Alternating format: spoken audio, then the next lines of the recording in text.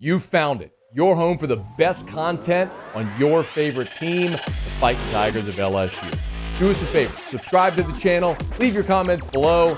Be sure to smash that like button.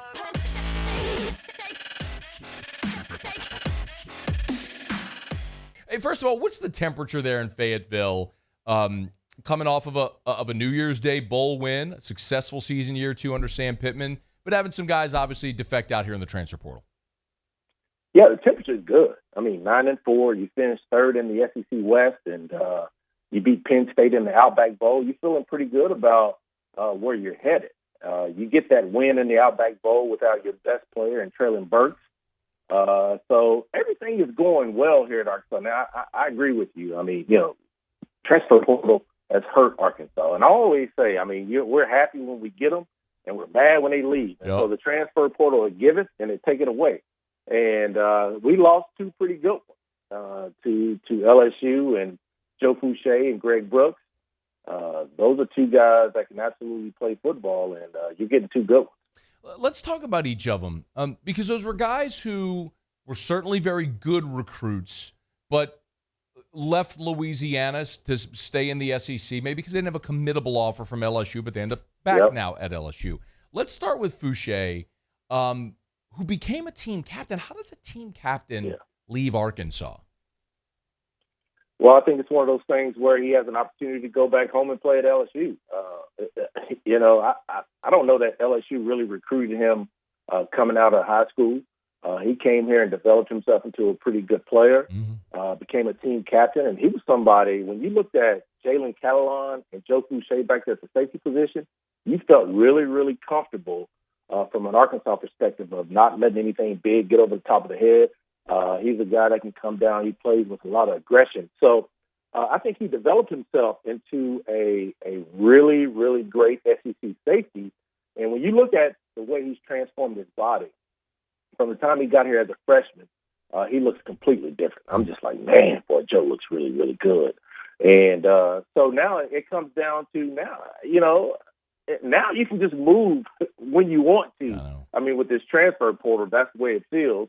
But being able to have an opportunity to play one last year at LSU, I think that is something that he really and truly wanted to do. He had a great career here at Arkansas. He was a captain, like you talked about. We would love to have him for another year, but at the end of the day, he decided to go back to Louisiana. And, I get it. I understand it. And this is just a new age of college football.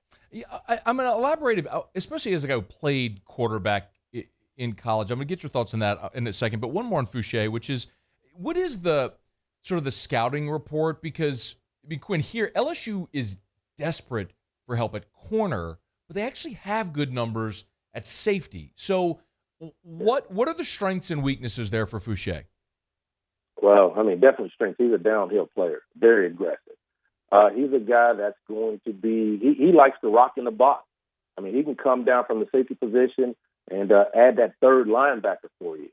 Very physical, very smart, understands, what what the offense is trying to do, tackles well, very aggressive in the backfield. He's just an aggressive player, a smart player.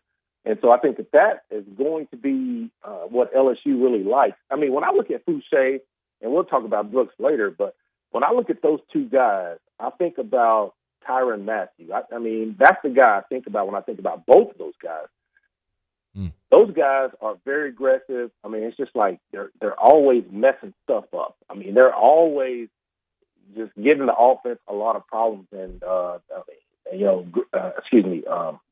Fouche is very, very solid, very, very active. With his hands, with his feet, he's smart. Pre-snap, he understands what he wants to do. He doesn't make a whole lot of mistakes. And so Fouche is going to be a great addition to the LSU Tigers. Quinnen Grovey is with us, former Arkansas quarterback. He's a color analyst on the Arkansas Radio Network. Let's talk a little about Greg Brooks. He's a little bit more of a cover guy, right? He can play more of a cover corner role. Well, you could move him out to the corner, but he was more of a nickel for us. And when we ran our 4-2-5, he was more of our nickel. And you've got to have a guy in that slot that can. He's not the biggest guy, but he is very smart. He's very active as well. covers the inside slot guy really well. Had a great game in the Outback Bowl. Should have had an interception on the very first possession of the game. Had another interception that was really, really great. But Greg Brooks, again, is a guy that is fast. We had him at punt returner for a little while. He can return punts. We transitioned out of that, got him back more on defense. But, he's a guy that's a sure tackler. Again, he's very, very smart. He'll be able to pick up the defense very, very quickly. So I think him and Fouche, both of those guys will be able to pick up the defense very, very quickly. And the one thing that you have with both those guys is the love for Louisiana. And I know they didn't want you before, but they want you now. And so you got to be able to take advantage of that. And I think both those guys will be very, very eager, very, very eager to play for LSU. And I'm sure our guys will be very, very eager to play against them when we see them next year as well.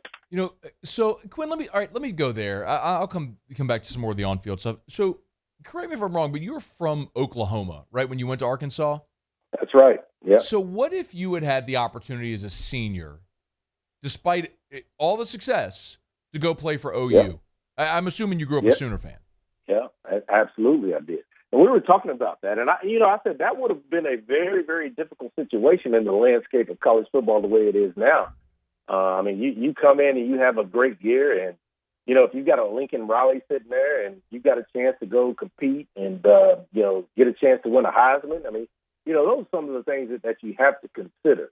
But for me, I was Arkansas all the way. When I committed, I knew I was going to stay here. I knew that I was going to have an opportunity to after college to be able to provide for my family in a meaningful way. And so I probably would have never done it. I don't think I would have done it. I would have thought about it, but I wouldn't have done it. But now, you can do it, and it's very easy to do. And now it's like they come to Arkansas for a couple of years, they develop extremely well, and then now they get a chance to go back to their home state and start forming relationships that could allow them to be very, very productive in the rest of their life. After football. So, I get it. I understand it. It's a little crazy, but if you can't deal with the movement, then you probably should get out of college athletics right now.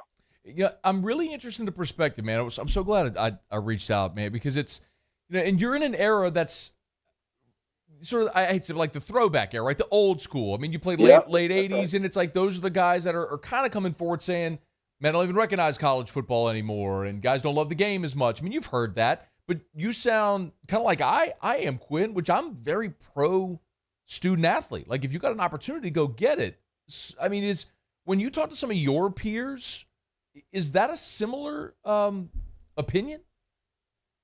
Well, I think it's probably 50-50 when I talk to the guys that I played with. Back then when I was playing, you didn't have an opportunity. It was like once you committed, that's where you were going. And if you had to go somewhere else, you knew you were going to sit out a year and you're going to have to deal with that. But I think most of the guys that I talk to, they say, man, I understand the fact that people have an opportunity to move. Coaches have an opportunity to move.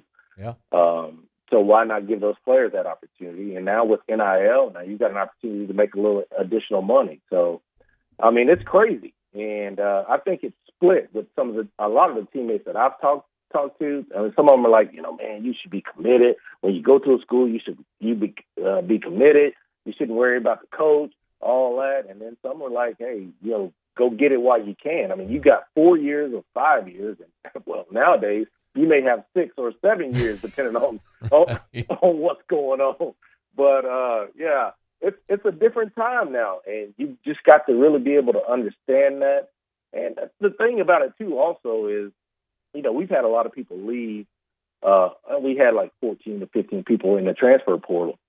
But when you talk about roster management, you've got 85 scholarships that you got to be able to deal with. And at some point in time, you may have to have a tough conversation with some people when you're talking about bringing in 25 or 26 or 27 people. Those scholarships aren't free. And so roster management for sport administrators, for the college football head coach, it takes it to a whole nother level. You've got to be able to understand that, be able to have tough conversations with people.